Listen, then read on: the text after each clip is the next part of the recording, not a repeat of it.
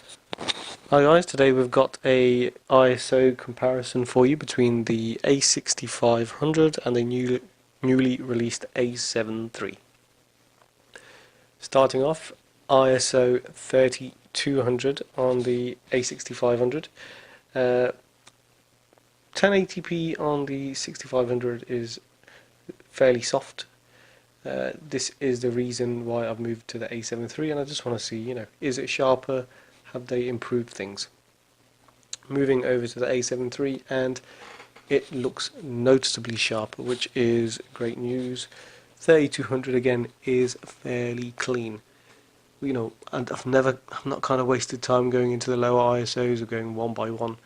As there's lots of those comparisons, but I just want to move forward quickly. So, as you can see, that was 3200, A73 looking good. Moving over to the A6500 again. This time we've taken a double jump, we've gone up to 6400.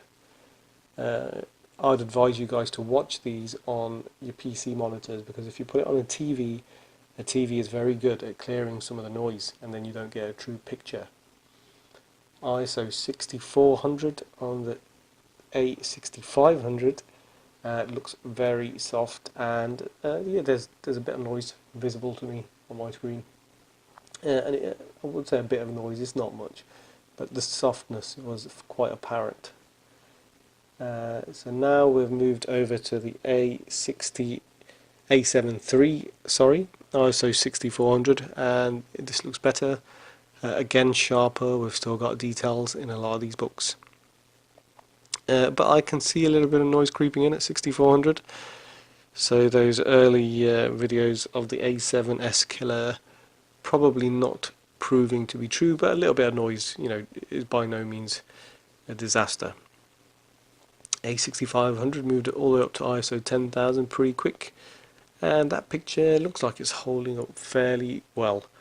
The sharpness is there, and thereabouts there is a little bit of a noise, but it's not too destructive. The noise isn't really off-putting. If I was in a pickle, I would definitely use 10,000. I probably wouldn't go much higher though. Moving back to the A7, and the picture is looking a lot cleaner actually, if I'm honest. I don't know, just looking in the shadows now, I think this picture is excellent actually. Again, sharpness in the books is there. There's a lot less moire, whatever they call it, compared to the A6500, which I could see around some of the edges. So that is a very plus point for the A73. So things have definitely moved forward.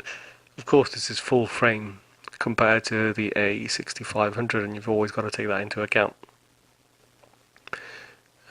Moving over to the A6500, and at 16,000 ISO, things are very noisy.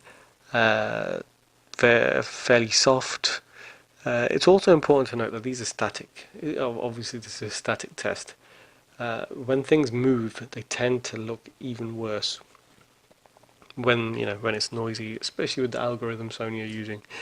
Of course, it's excellent and it retains detail, but in movement, I seem to find things go even worse. Now we are at. Are we going to get exposure back? Yes, we are. We are at 16,000 on the A73.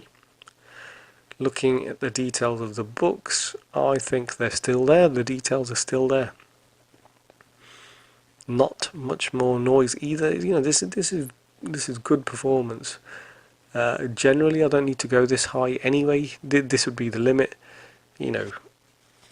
1 to 800 probably is the limit. But it holds up really well. Now this is the top end of the A6500, 25600, very noisy. A lot of the colours kind of getting oversaturated.